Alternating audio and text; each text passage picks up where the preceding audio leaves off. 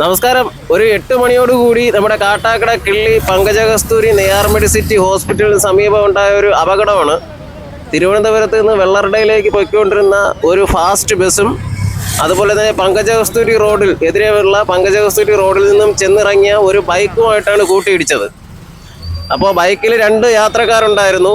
അപ്പോൾ അവരെ ചെറിയ പരിക്കുകളോടുകൂടി നെയ്യാർ മെഡിസിറ്റി ഹോസ്പിറ്റലിൽ പ്രവേശിപ്പിച്ചിട്ടുണ്ട്. ഇവിടെ മിക്കവാറും എല്ലാ ദിവസവും നിരവധി ആക്സിഡന്റുകളാണ് നടക്കുന്നത്. അപ്പോൾ നമ്മൾ പലതവണ ഇവിടെ പറഞ്ഞിട്ടുണ്ട്, നമുക്കിവിടെ ഈ പങ്കജകസ്തൂരി മെയിൻ റോഡിൽ നിന്ന് പങ്കജകസ്തൂരി ഭാഗത്തേക്ക് കയറുന്നിടത്ത് ഒരു ഹമ്പ് വേണമെന്ന്. നേരത്തെ ഒരു ഹമ്പ് ഉണ്ടായിരുന്നതാണ്. നിലവിലിപ്പോൾ ടാറിട്ടതിന് ശേഷം ആ ഹമ്പ് അവർ എടുത്തു മാറ്റി. ഇനിയെങ്കിലും ആ ഹമ്പ് ഇവിടെ വേണമെന്നാണ് ഒരു അപേക്ഷ. പ്രത്യേകിച്ച് ഈ ഭാഗം വലിയൊരു വളവാണ്, നല്ലൊരു ടേണിംഗ് ആണ്. അതുകൊണ്ട് തന്നെ ഈ പങ്കജകസ്തൂരി റോഡിൽ നിന്ന് മെയിൻ റോഡിലേക്ക് ഇറങ്ങുമ്പോൾ ഇവിടെ ഒരു ഹമ്പ് ഉള്ളത് ഏറ്റവും അത്യാവശ്യമാണ്. തുടർന്ന് ആക്സിഡന്റ് കാട്ടാക്കട പോലീസ് സ്റ്റേഷനിൽ വിളിച്ചറിയിക്കുകയും പോലീസ് വന്ന് ബസ് കണ്ടതിന് ശേഷം ബസ് കൊണ്ടുപോവുകയും ചെയ്തു.